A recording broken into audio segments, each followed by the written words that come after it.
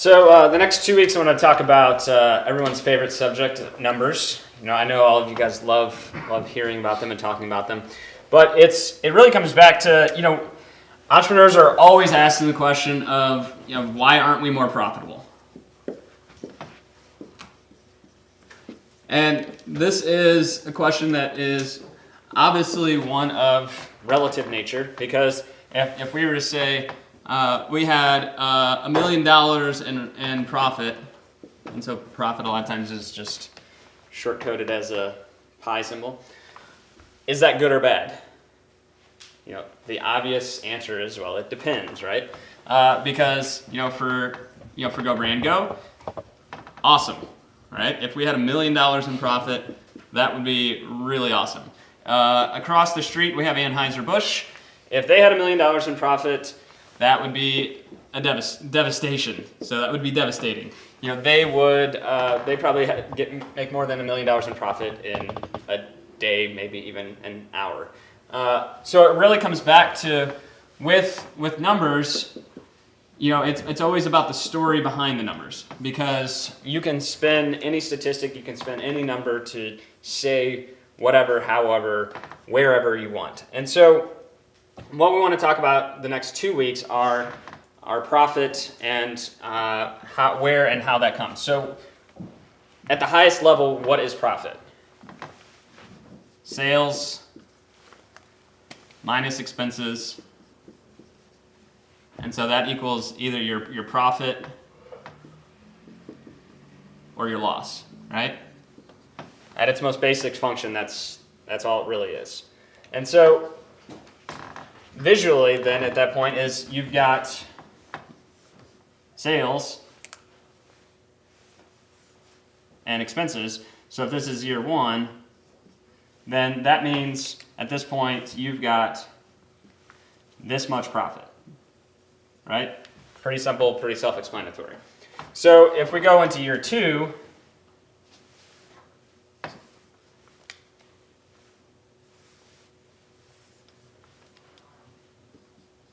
and sales goes up, do we have more or less profit? It's about the same, right? So total profit is about the same. What happens to profit percentage? It's now gone down. And so this is also, relatively speaking, pretty self-explanatory and pretty simple. What I want to focus on, though, is this area right here. This area here that is the difference, so the gap between where we're in year one versus year two. So the delta in both sales and expenses. And so if you wanted to increase profit, there's 5 ways that profit can either go up or down. So what would be those 5 ways? Lower expenses. Okay, what was that? Lower expenses. So if we lowered expenses, what would have to happen? What would be something that would need to happen to revenue? Stays the same. So it could stay the same. So on the flip side, if revenue went down and expenses stayed the same, less profit. Okay? What's another way? Raise revenue. So if revenue goes up, what would expenses need to do? Go down. Remain constant. So it can remain the same, Go down. or it could go down. That's ideal situation. On the flip side, if revenue goes down and expenses go up, that's worst case scenario. What's another scenario? So what if sales went up and expenses only went up by a little bit?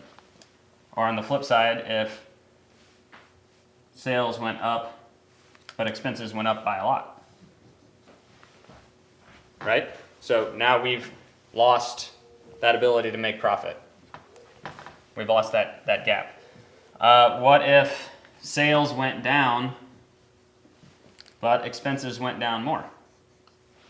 So we've cut a lot of costs, which has made us lose revenue and go the other way. On the flip side, if sales goes down a little bit, or if sales go up a little bit and it goes down across the board.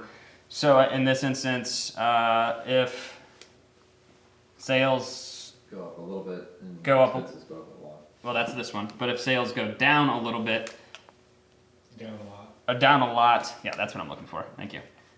And expenses only go down a little bit, then that's there. Fifth one being, what's the last scenario that could happen? Goes up, stays the same. What's that? Goes up, stays the same. Right. So if sales go up and expenses remain the same, or if revenue stays the same and expenses go down, or expenses go up. So it's a lot more complicated. This little gap of area here, now we're talking about the change, the delta in profit. There's a lot more little things that go into it. And where this really came from, I was, so we're working with MSMF as a client, and Bonnie and I are actually moving our investment stuff over to them. So we were kind of going through all the things, and we started talking about disability insurance. And so disability insurance, what that's for is if she or I were to get disabled and couldn't work but didn't die, so life insurance kicks in if you die, but disability is if you can't work, it's supplemental income. And so, let's just say, for example, household income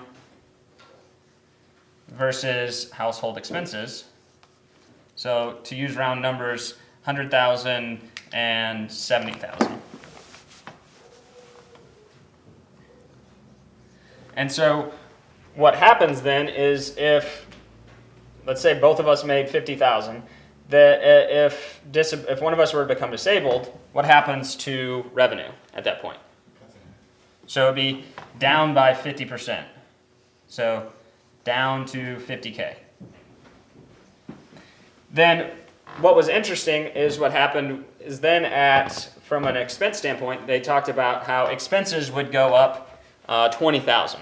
And so at that point, expenses now go up to 90,000.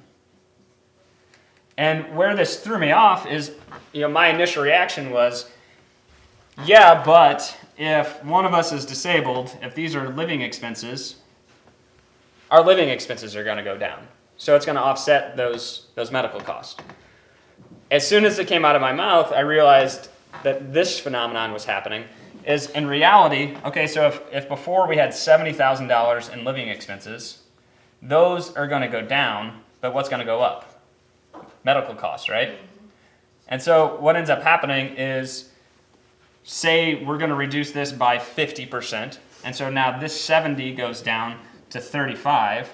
So now of that, this is now living expenses 35, and medical expenses have now gone from virtually zero to now, from 35 up to get to 90 to 55.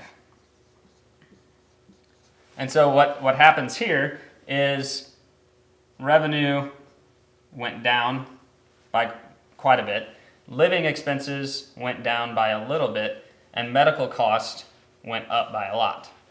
And so what ends up happening is we went from a $30,000 profit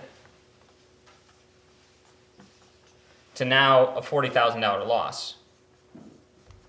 But it's this modular component that was what was interesting to me. So what happens now is, we initially would think sales minus expense, and therefore, the $30,000 to $40,000 loss is, one big number going up, one big number going down. But in reality, it's a multitude of a couple different things happening. And the same thing happens within our business. And so for next week, what I want you to be thinking about is, what are these components within our business? Because not only does revenue also have this, or does not only do expenses have this phenomenon, but so does revenue. So from this perspective, with disability insurance, income earned income goes down by 100,000, but now maybe disability insurance covers 2/3 of it. So income goes down by 50%, but now supplemental income goes up 35,000. So in reality, there's 85,000. So there's multiple revenue streams at this point. And the same thing happens with a business, is you've got multiple revenue streams. So we have multiple product offerings, service offerings, departments as a business, all those things both generate revenue at different rates and expenses at different rates. So for next week, what I want you to think about are, what are these scenarios playing out among our product offerings and service offerings per department, per thing, once again, we're looking at that perspective level of zooming in and zooming out, and try to break this down for as many departments and as many service offerings, as many things about goBRANDgo as you can, and let's see what 5 scenarios or 10 scenarios are happening within the company at different things. And what's going to be pretty interesting is it's going to be a really blended rate of some 5s, some 3s, some 2s, and so it's not as easy as just sales minus expenses. So that's what I think is going to be really interesting for you guys to see, is how this blended amount ends up showing up on our profit and loss statement. But when you break it down to that granular level, then you can impact specific things at a much more concise level, because it's really hard to say, go generate sales, reduce expenses, because that might not be the answer. It might be, do something that's going to generate sales a lot today or later by more than what it cost. And so it's an investment. In the same way that we've changed our sales numbers, where we could have that discussion this morning, was why certain sales numbers are up, why certain sales numbers are down, and then when you can break it down to that granular level, you can have more influence on it. So homework for next week, try to break these 10 scenarios up on our product offerings and service offerings, as well as in our departments, and we'll talk about it next week.